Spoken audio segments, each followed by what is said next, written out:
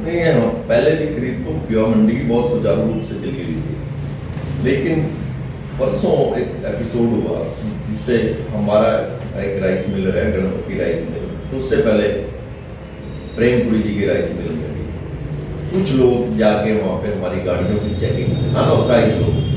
जिनके पास कोई अथॉरिटी नहीं थी गाड़ियाँ चेक करने की, वो हमारी गाड़ियाँ चेक करने लगे और हमारे मिलों में जाके हमारे मिलों के राइस रूम और गोदामों की चेकिंग स्टार्ट हो गई। जैसे ही हमें ये बात पता चली, हम अपने राइस मिलर के फ़ोन के बाद राइस मिल में गए और हमने तुरंत प्रशासन को इससे अवगत कराया। जब हमने देखा कि हमारे लिए परेशानी, असामाजिक तत्व परेशानी खड़ा कर रहे हैं और खरीद को सुचारू रूप से नहीं चलाना चाहते, तो हम मंडी से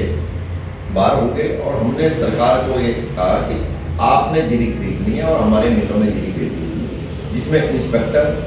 फूड सप्लाई का या एफर्ड के इंस्पेक्टर खरीदे या एजेंसियां अपना कार्य करती रहेंगी। हम अपने मिल में माल को उतारते रहेंगे, जो मिल हमारे पास जो माल हमारे पास रिसीव होगा हम उस माल को अपने मिल में चेकिंग करने के बाद उतार देंगे। लेकिन जब ये बात हम मिल मंडी से बाहर आ गए तो मंडी की खरीद प्रभावित हो गई और लगातार ना वो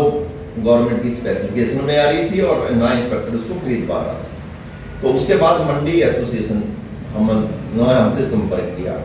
कि ऐसी क्या बात हुई, तो हमने उनको अपनी परेशानी बताई और प्रशासन को, क्योंकि हम पहले की FIR दे चुके थे, हमारी ये डिमांड थी कि या तो प्रशासन उनके खिलाफ कोई सख्त कार्रवाई करे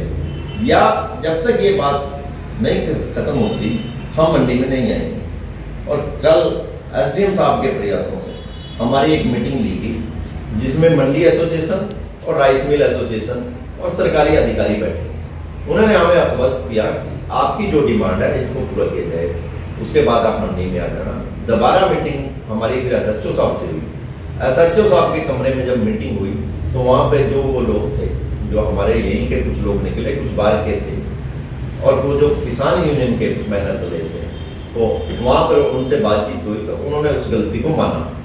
जब उन्होंने गलती मानी कि आगे से हम ऐसा कभी नहीं करेंगे और आपकी गाड़ी को हम बिल्कुल न रोकेंगे, और मंडी से जब गेट पास कट जाता है तो हमारा माल हो जाता है, क्योंकि हमने उसका चावल देना होता है, वो जिम्मेवारी हमारी पड़ जाती है कि वो मंडी से लेकर अपने मिल तक सुरक्षित पहुंचे। अगर रास्ते में भी उस गाड़ी को कोई लूट लेगा तो उसका माल फिर भी हमें देना पड़ेगा। तो जब प्रशासन ने हमें आश्वस्त किया है कि आपकी गाड़ी को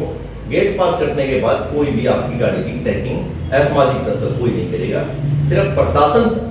या RTA कोई भी हमारी गाड़ी की चेकिंग कर सकता है, प्रशासक कर सकते हैं। तो उसके बाद फिर एक SDM साहब ने हमारे साथ मीटिंग हुई 3rd लेवल की। तो तीसरे लेवल के दौर में जब ये बात साफ हो चुकी थी, उसके बाद हमने SDM साहब के साथ जाकर मंडी की खरीद को दोबारा से सुचारू रूप से लागू किया और कल से मंडी सुचारू रूप से चल रही है।